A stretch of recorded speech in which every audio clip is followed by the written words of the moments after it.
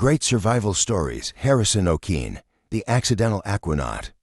In 2013, Harrison Okene became an accidental aquanaut when he survived more than 60 hours at the bottom of the ocean by breathing through an air pocket.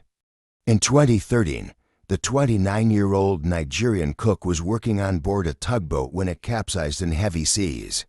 The 12-man crew was there to stabilize an oil tanker at a platform in the Atlantic Ocean.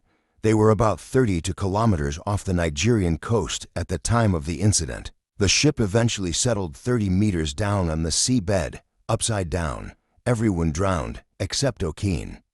It was around 5 a.m., and I was on the toilet when the vessel just started going down. The speed was so fast, Okene said later.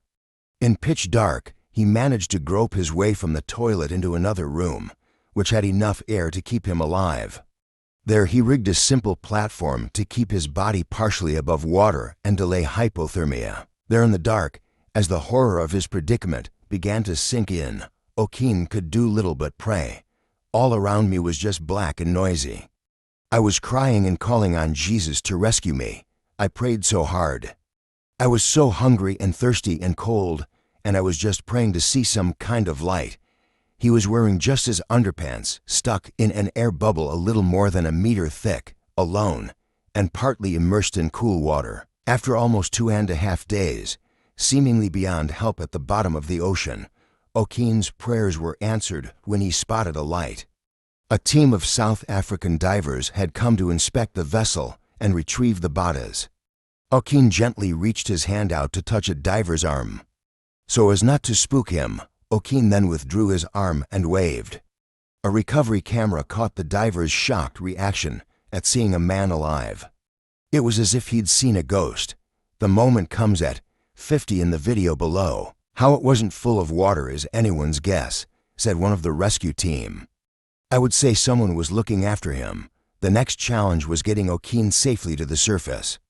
After such a long time at depth, Okene had absorbed potentially fatal amounts of nitrogen. Bringing him suddenly to the surface would induce a deadly attack of the bends.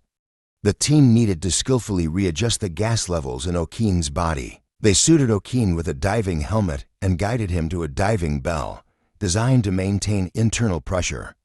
Okene lost consciousness during the transfer but managed to survive.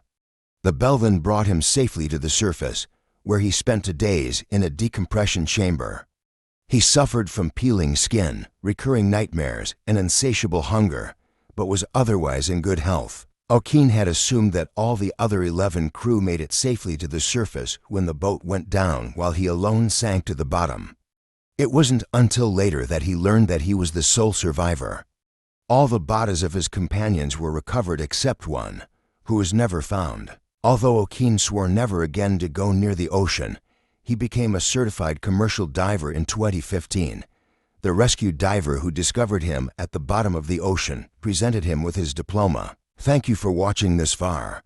If you want to see the continuation of such works, please support and encourage with like, share, comment, and follow. Regards from #EnjoyingFondness with a HMET. To all of you.